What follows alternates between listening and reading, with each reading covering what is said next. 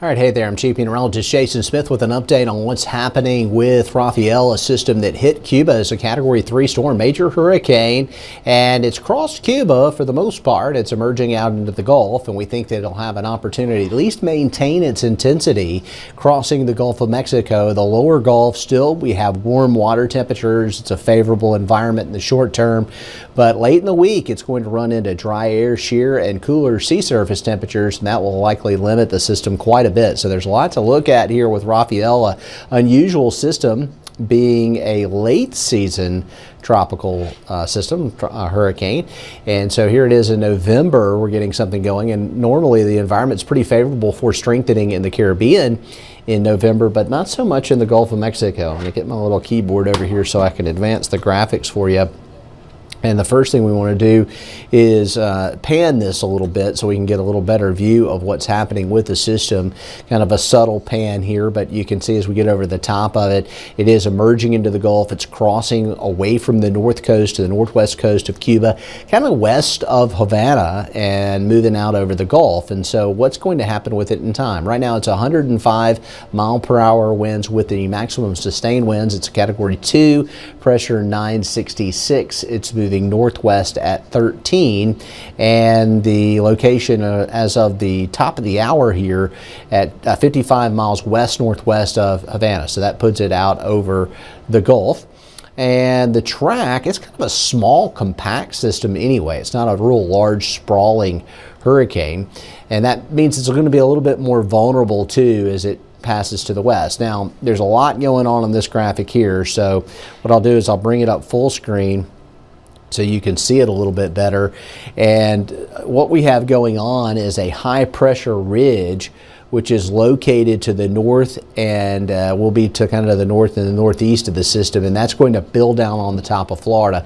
That's going to force this system further to the west, and the forecast is pretty certain that we're going to get a little bit more of a westerly push. And what this means is it's less likely to have a direct impact on our area. We may not see a lot of rain out of it or significant surf.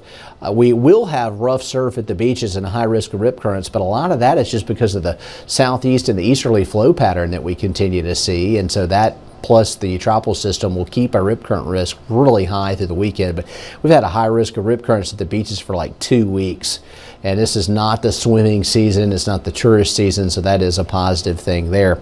The forecast track looks a little weird when you get down towards the extended range. It kind of looks more like a circle than a cone, and that's because it gets into a more uncertain steering environment, and there are a lot of competing factors here.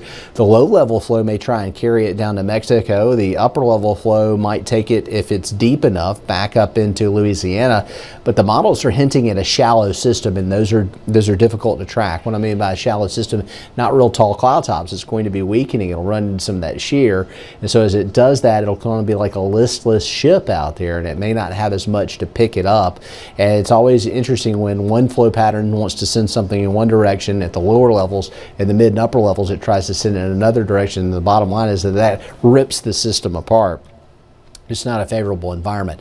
All right, the GFS model, which has probably been the best thing we've had of all the models this hurricane season, is following a track. You know, the European model had this kind of a track earlier in the week, and everybody was throwing it out the window, but it's kind of following what the European was saying. And we have it by Friday, late in the week, they're just south of Louisiana. And with this kind of a deal, you know, we've got some frontal factors in play that would be bringing us some showers, but we would not be seeing rain bands with Rafael based on this. Now, what the GFS does, it actually pulls it kind of up towards Louisiana, but it rips it apart. So it brings, you can see the swirl is off Louisiana, but it may bring some of the moisture our way. So that's what's showing up on the GFS solution.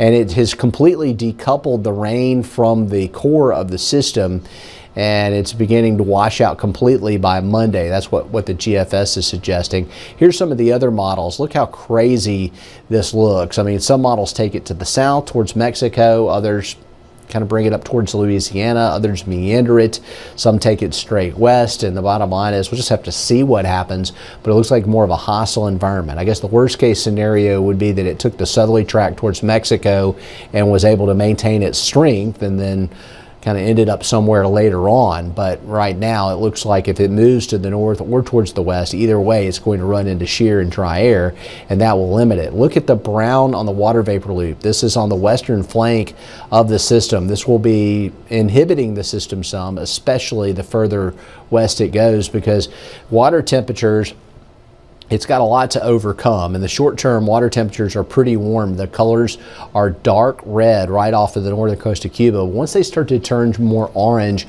that is cooler and cooler water, and we see that in the western Gulf too.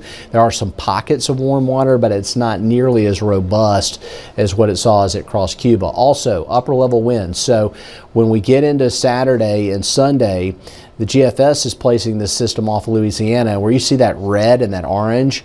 That's super hostile winds. A tropical system can't survive in that kind of scenario, especially with marginal sea surface temperatures. And the only solution that would get it in a more favorable environment is if it were to drop down towards Mexico and kind of get out of some of that wind shear. And there's also, you know, some really dry air that will get wedged in with that. What we're seeing locally right now with rain, we've seen this evening, we're going to continue to see, does not have anything to do with Rafael. We'll keep watching, but right now it looks like a really low impact event for our area, and we'll certainly let you know if there are any changes, but I kind of want to give you a little more in-depth view of what's happening with the system. And in our extended forecast, our rain chances are around 30% Friday, Saturday, and Sunday. Those will go up or down based on how close Rafael gets. If it kind of takes that more southerly track, we may take a lot of the rain out of the picture. If it does get sheared off and portion of the system ends up into Louisiana in our area, we see those rain chances going up a little on Saturday and Sunday, but it's a wait and see on those weekend rain chances. And that's what we have for you here on Next Weather Today, the evening edition, and we're going to keep going with updates at noon and 6 as long as Rafael's kind of hanging out there around the Gulf, at least through the end of the week. So you can see us again this time tomorrow evening.